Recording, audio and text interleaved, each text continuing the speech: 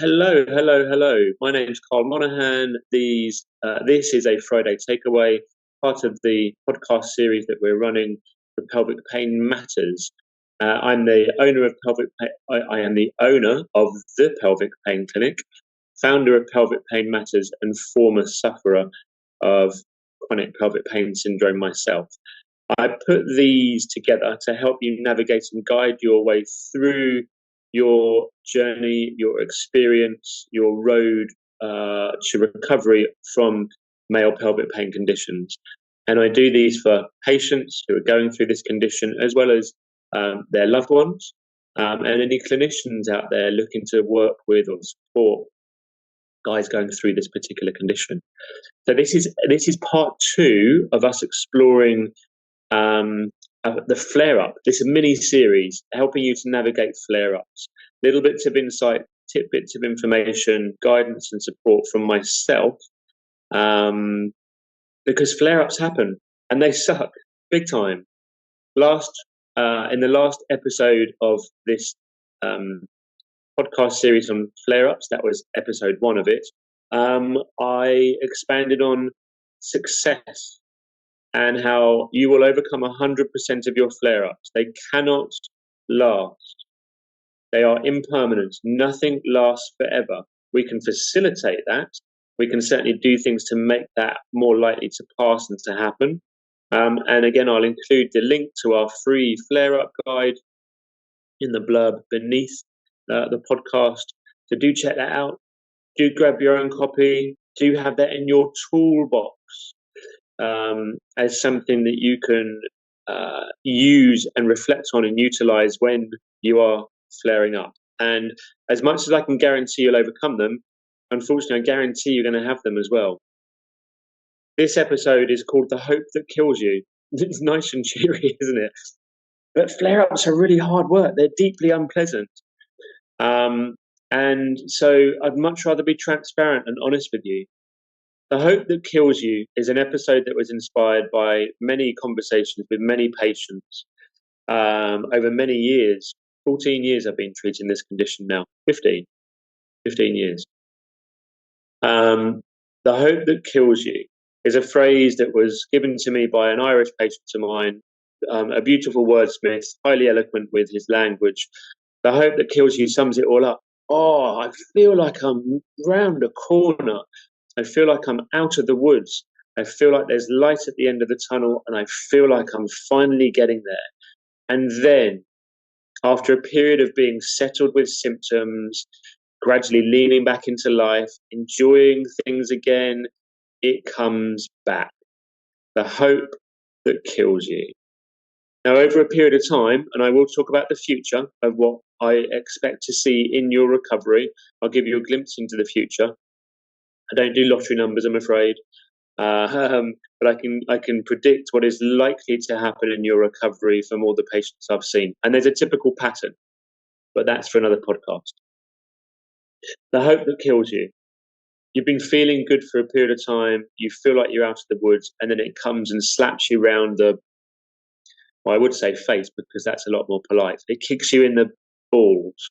That's how I describe my symptoms. Is my body was telling me over and over and over again to pay attention, and it kicked me in the nuts until I did pay attention.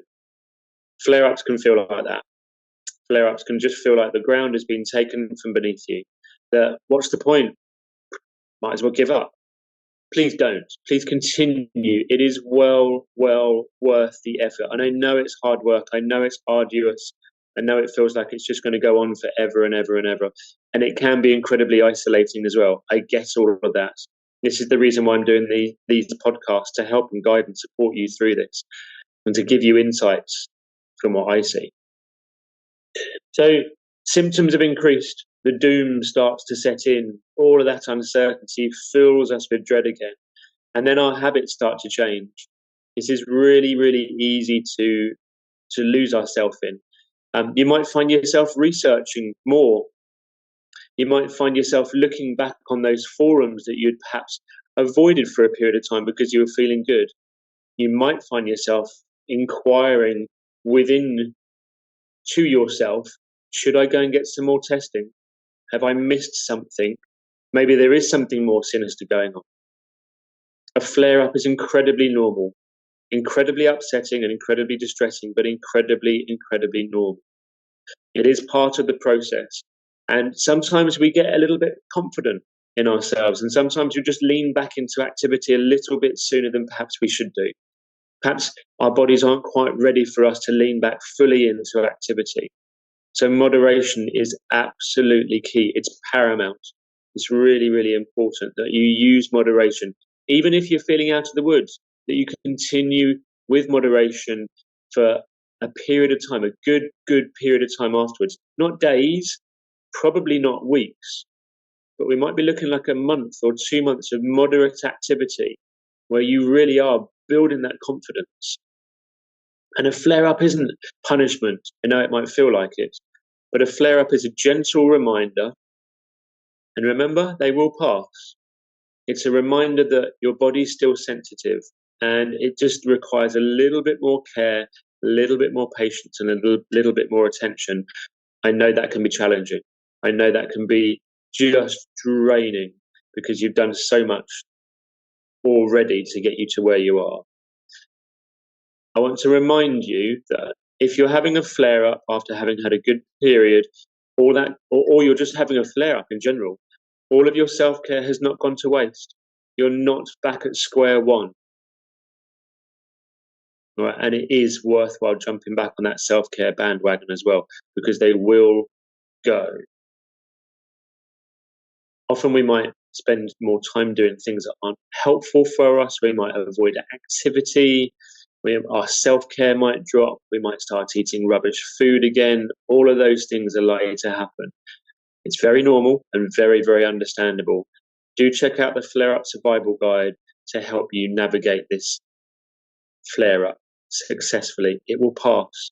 Don't lose hope. Please, please, please don't lose hope. I know it's very easy to right now, and you might be thinking, what is the effing point? I get it. I do. It will pass. It will pass. Okay. This has been the second in a series of short podcasts looking at flare-ups and helping you to navigate your flare-up. They will pass. The hope that kills you is not the end of your journey. All right. Make sure you download that Flare-Up Survival Guide. And I'd love to hear from you. Any questions, any comments, any feedback, you can reach out to me at pelvicpainmatters@gmail.com, or you can comment in the space below on whichever podcast you're listening to.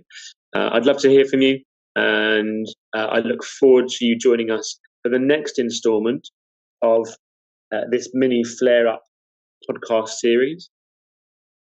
Until next time, my name is Karl Monahan. Thanks very much.